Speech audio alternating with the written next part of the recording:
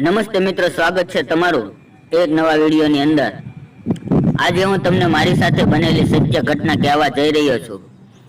મારું નામ રાજુ છે અને મારા લગ્ન 1 વર્ષ પહેલા થઈ ગયા છે। હું નાના એવા ગામમાં રહું છું અને ત્યાં ખેતી કરું છું। અમારે 10 વીઘા જમીન છે। મારી પત્ની પણ ખૂબ જ સુંદર અને સંસ્કારી છે। છેલ્લા 15 દિવસથી મારી પત્નીને પથરીનો દુખાવો થવા લાગ્યો, એટલે અમે શહેરમાં જઈને એક સારા ડોક્ટરની દવા શરૂ કરાવી। ડોક્ટરે કહ્યું કે પથરી ખૂબ જ નાની છે અને તેને પેશાબ નળીમાંથી નીકળી જશે, પરંતુ તેને થોડા દિવસ આ દવા પીવી અને આરામ કરવો જરૂરી છે। ખેતરની અંદર પણ ખૂબ હતું।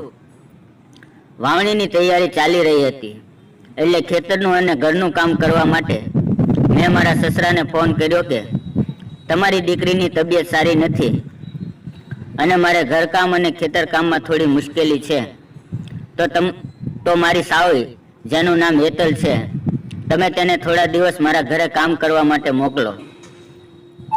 તો મારા સસરાએ કહ્યું કે હા, તમે તેને આવીને લઈ જાઓ। જો હું તમને એના વિશે જણાવું તો તે ગામની સ્કૂલમાં 12 સુધીનો અભ્યાસ કર્યો છે અને હવે તેણે અભ્યાસ છોડી દીધો છે અને તે ખૂબ જ સુંદર અને સમજુ છોકરી છે। મને તે પહેલેથી જ પસંદ છે। બીજા દિવસે સવારે હું મારી બાઇક લઈને તેમને લેવા માટે મારા સસરાને ઘરે ગયો, તો તે તૈયાર થઈને મારી રાહ જોઈ રહી હતી। મેં ચા પાણી પીધા અને પછી અમે બંને ઘરે જવા માટે નીકળી ગયા। અને તમે જાણો છો કે ગામડાના રસ્તા ખૂબ જ ખરાબ છે। તે મને વારંવાર પૂછી રહી હતી કે જીજાજી, મારા બેનની તબિયત ખરાબ છે, એટલે તમે પણ હમણાંથી ચાર્જિંગ નહીં કર્યું હોય। તે મને ચીડવી રહી હતી। મેં કહ્યું કે હજી બેટરી લો થઈ નથી। જો બેટરી લો થઈ જશે તો હું ગમે ત્યાં ચાર્જિંગ કરી નાખીશ। રસ્તામાં અચાનક બમ્પ આવ્યો, એટલે મારી બ્રેક મારવાની ફરજ પડી, એટલે તે અચાનક મારી પીઠ પાછળ ભટકાઈ। મેં કહ્યું, માફ કરજો, મેં જાણી જોઈને આવું નથી કર્યું। તો તેણે કહ્યું, કંઈ વાંધો નહીં। હું તેને પૂછવા લાગ્યો કે શું તારા ધ્યાનમાં કોઈ છોકરો છે જે તને ગમતો હોય તો તારા લગ્નની વાત કરીએ। મને લાગે છે કે હવે તું લગ્ન કરવાને લાયક થઈ ગઈ છે। તો તે શરમાઈ ગઈ અને મને કહેવા લાગી, ના, હજી મારે લગ્ન નથી કરવા। આમ વાત કરતાં કરતાં અમે ઘરે પહોંચી ગયા। હું તેમને ઘરે મૂકીને ખેતર જઈ કામ કરવા લાગ્યો। થોડા દિવસ તો બધું બરાબર ચાલતું હતું। હવે મને તેની સાથે આનંદ કરવાનું મન થવા લાગ્યું, એટલે હું તેની સામે જોવા લાગ્યો અને તેની સાથે મજાક મશ્કરી કરવા લાગ્યો। તે પણ મને પૂરો સહકાર આપી રહી હતી અને તે પણ સમજી ગઈ હતી કે મારા મનમાં શું ચાલી રહ્યું છે।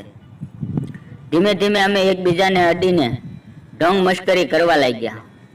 એક સાંજે મારી પત્ની પોતાના રૂમમાં આરામ કરી રહી હતી અને મારી સાવઈ રસોડામાં રસોઈ બનાવી રહી હતી। હું વાડીએથી ઘરે આવ્યો તો મને ખબર ન હતી કે મારી સાવઈ મારી પત્નીના કપડાં પહેરીને કામ કરી રહી છે। આથી મેં ભૂલમાં તેને પાછળથી પકડી લીધી અને તેને વહાલ કરવા લાગ્યો। જ્યારે તે પાછું ફરી તો હું ચોંકી ગયો, કારણ કે તે મારી પત્ની ન હતી। મેં કહ્યું, સોરી, હું સમજ્યો કે તે તમે નથી।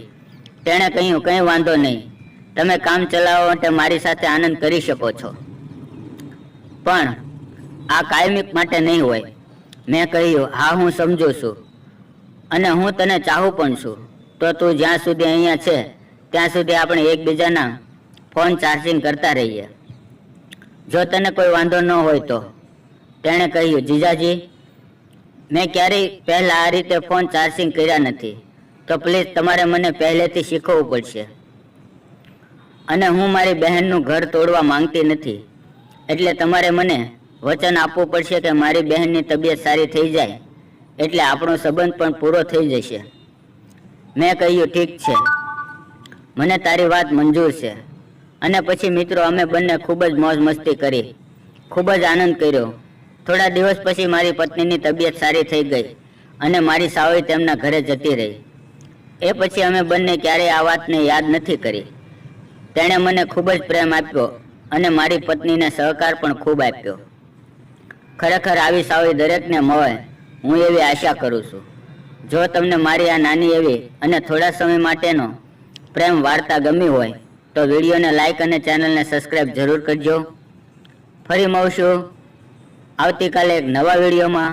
ત્યાં સુધી આવજો. વિડીયો જોવા બદલ ધન્યવાદ.